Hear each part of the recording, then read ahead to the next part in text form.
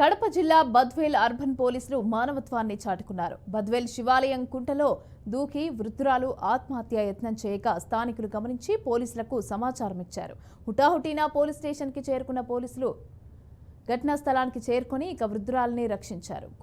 కుమార్తె పట్టించుకోవటం లేదని ఆత్మహత్య యత్నం చేసినట్లుగా వృద్ధురాలు తెలిపింది. అర్బన్ పోలీస్ స్టేషన్కు తీసుకువెళ్లి వారి కుటుంబీకులకు సమాచారం అందించి అప్పగిస్తామని సిఐ యుగేందర్ తెలిపారు.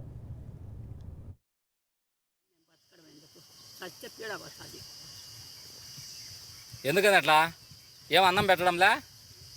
వాళ్ళకి రోగం వచ్చిందో మళ్ళీ 30,000 వస్తుంది మా ఆయనది పింఛన. ఎవరికి? నాకు. మీ ఆయన ఏం పని చేస్తాడు? టీచర్ అయితే చనిపోయింది. ఇంకేం మళ్ళా? ఏం లేదు, నాకు బుద్ధి కదా సత్తాం అనుకునే వచ్చింది.